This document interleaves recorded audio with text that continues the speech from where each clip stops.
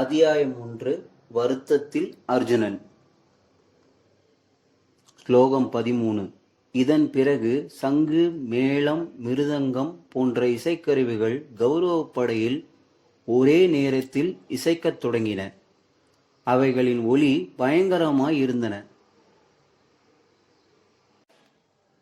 ஸ்லோகம் 14. பின்னர் மாதவனும் அர்ஜுனனும் வெள்ளை குதிரைகளுடன் கூடிய சிறந்த தேரில் அமர்ந்து தங்கள் தெய்வீக சங்குகளை ஊதினார்கள். ஸ்லோகம் 19. சங்கு ஒலி வானத்திலும் பூமியிலும் எதிரொலிக்கத் தொடங்கியது. அதன் காரணமாக திருதராஷ்டிரரின் மகன்களின் இதயங்கள் நடுங்கியது. ஜெய் ஸ்ரீ ராதே கிருஷ்ணா.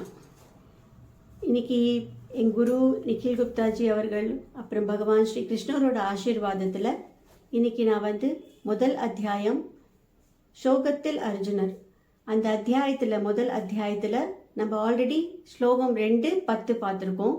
ஸோ இன்னைக்கு ஸ்லோகத்தில் நம்ம தெரிஞ்சுக்க வேண்டிய விஷயம் என்னென்னா, ஸோ யுத்தம் ஒரு ஆரம்பிக்கிறதுக்கு முன்னாடி எப்படி ரெண்டு சைடுலேயும் போர் ஆரம்பிக்கிறதுக்கு முன்னாடி லெட்ஸ் பிகன் தி வார் அப்படின்னு ஆரம்பிப்பாங்களோ அது மாதிரி இங்கேயும் யுத்த க்ஷேத்திரத்தில் இந்த ஸ்லோகத்தில் யுத்த க்ஷேத்திரத்தில் துரியோதன் சைடில் எல்லாரும் சங்கு உதறது, மிருதங்கம், மேளம், இந்த சவுண்டெலாம் பயங்கரமாக ஒரு சவுண்ட் இருக்கிறது. அதே மாதிரி பாண்டவர்கள் சைடுலேயும் பகவான் ஸ்ரீ கிருஷ்ணர் தன்னோட வெள்ளை குதிரை உள்ள ரத்தத்தில் உட்காந்து அர்ஜுனரோட அவர் தன்னோட திவ்யமான சங்க உதிரர். அதே மாதிரி அர்ஜுனர் தன்னோட திவ்யமான சங்கம், மேளம், மிருதங்கம், இந்த மாதிரி பயங்கரமான ஒலி சத்தம் எல்லா பக்கமும் பரவுது. இந்த பயங்கரமான ஒலி சத்தத்தில் துரியோதன் பக்கம் இருக்கிற அவ்வளோ போர் வீரர்கள் பயந்து போயிடுறாங்க, அரண்டு போயிடுறாங்க. அவங்க எல்லாரோட இதயம் அரண்டு போயிடுது. ஸோ ஆனால் எங்கேயுமே இந்த ஸ்லோகத்தில் சொல்லலை பாண்டவர்கள் பயந்து போனாங்க. எப்போ கௌரவா சங்க ஊதினாங்களோ அந்த நிமிஷத்தில் பாண்டவர்கள் பயந்தாங்கன்னு எங்கேயுமே இந்த ஸ்லோகத்தில் சொல்லலை. அதுக்கு என்ன முக்கியமான காரணம் நம்ம தெரிஞ்சுக்க வேண்டிய விஷயம் என்னன்னா, கௌரவ அவ எப்போ அவ ரொம்ப பலசாலி, அவகிட்ட ரொம்ப சேனைகள், பெரிய சேனைகள் இருக்கு, நம்ம ரொம்ப தைரியமான பலசாலி அப்படின்னு ஒரு எண்ணம் துரியோதனுக்கு.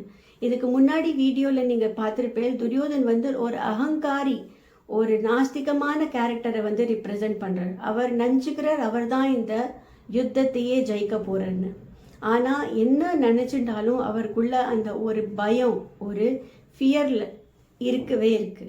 ஆனால் பாண்டவர்கள்கிட்ட பகவான் ஸ்ரீ கிருஷ்ணரே இருக்கிறதுனால அவருக்குள்ள ஒரு போல்ட்னஸ், ஒரு தைரியம் இருந்தது.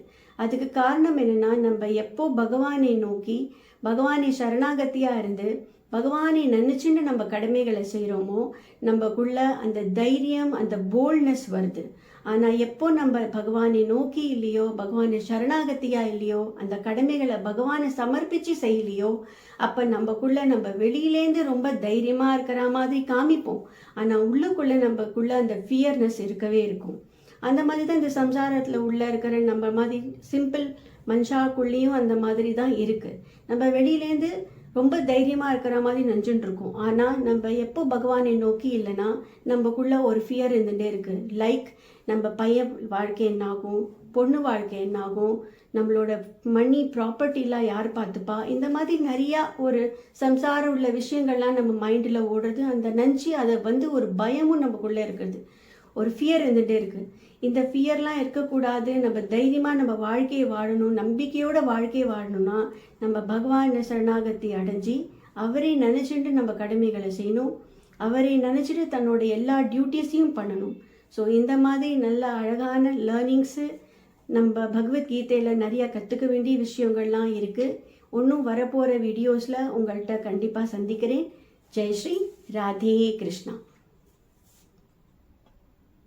जय जय श्री राधे, जय जय श्री राधे, जय जय श्री राधे, जय जय श्री राधे, जय जय श्री राधे, जय जय श्री राधे, जय जय श्री राधे, जय जय श्री राधे, जय जय श्री राधे, जय जय श्री राधे, जय जय श्री राधे, जय जय श्री राधे, जय राधे, जय राधे, जय श्री कृष्ण बोलो जय राधे, जय राधे, जय राधे, जय श्री कृष्ण बोलो जय राधे, जय श्री कृष्ण बोलो जय राधे,